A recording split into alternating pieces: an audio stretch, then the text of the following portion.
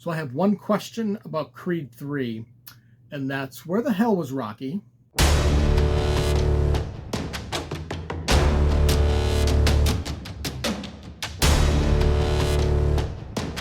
Now, the movie didn't need Rocky. The story didn't really need Rocky. It didn't. It was very much, it stood on its own merit, which is fantastic. But it just brings up the question, the entire movie, where the fuck is Rocky Balboa? Because at no point do they mention where he is, what he's doing, like where did he go. His name is mentioned once in reference to his fight with Apollo Creed. That's it. No, he's a big part of both the life and career of Adonis Creed in the first two movies, and then all of a sudden he's gone. But anyway, Creed 3 is honestly a lot better than I anticipated. Now, the first movie, fantastic, absolutely amazing. The second movie, I think, is okay. So I wasn't really, I kind of went into this movie thinking, I mean, it's got to be at least better than 2, and it was definitely better than 2.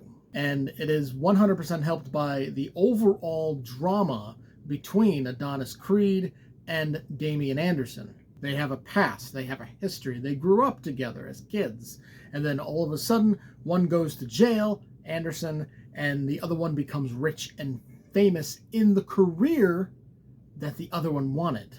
And that's kind of the basis of the story, is that, you know, he gets out of jail, he wants to get back into boxing, he's an old man, he's older than Adonis, even though in reality, Jonathan Majors is 3 years younger than Michael B. Jordan. This movie has absolutely amazing fight choreography. The boxing matches, boxing fights.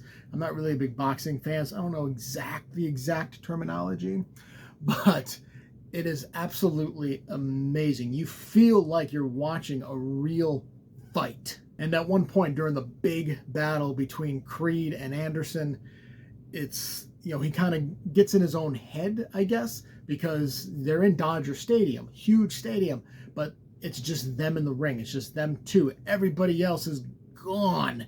The only thing that matters is him versus Anderson. And then when he snaps out of it and everyone shows back up, we're all of a sudden in the 11th round. And that added a whole hell of a lot of depth, added a whole hell of a lot of emotion, a lot more tenseness, intensity to the fight, to the relationship between these two characters. It was amazing. And much like Ant-Man and the Wasp, Jonathan Majors stole the show. Overall, this is a million times better than Ant-Man and the Wasp. Like, this is an actually good movie. Ant-Man and the Wasp was like kind of a fun movie, but it wasn't really a good movie. Creed 3 is a good movie, based mostly, well, not mostly, but a good chunk of it because of the acting of Jonathan Majors as well as Michael B. Jordan. But I think Majors absolutely overshadows Jordan in terms of acting in this movie, but Jordan is not without his merits because he directed this movie. Ryan Coogler is out, Michael B. Jordan is in, and I think he does an absolutely fantastic job as director.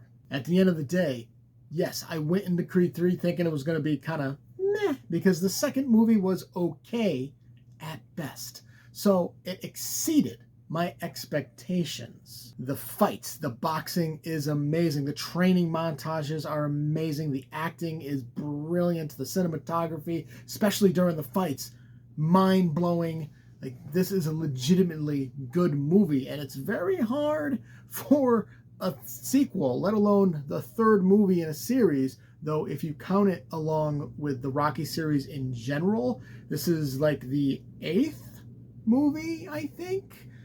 I think there was 5 Rocky movies, maybe there were 6.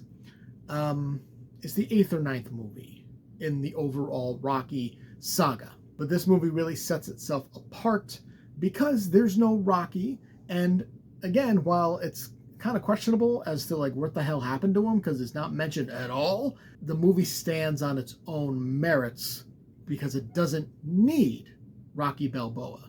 My only issue overall with the movie is that it is a predictable ending.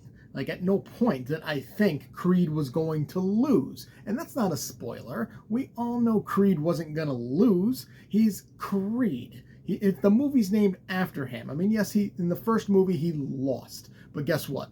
Rocky lost in the first movie, and then all of a sudden, boom, he's like the greatest champion of all time. So here we are again, and boom, Creed's the greatest champion of all time, the greatest pound-for-pound heavyweight champion of all time. And at no point did I feel like he was being threatened as the greatest. Yes, Damian Anderson is portrayed as this absolute beast, total beast, because in his first ever professional fight, he knocks out the world champion and becomes champion. So, he's made out to be this total badass, but still, at no point did I think he was going to ultimately beat Adonis Creed. And because of that, I knock off just a couple of points, not many, off of this movie. I give Creed 3 an A-. Did you enjoy the review? Make sure to hit that like button and subscribe to get notified when more reviews go live. Feel free to leave a comment to discuss your thoughts on the movie or show, and I will see you next time.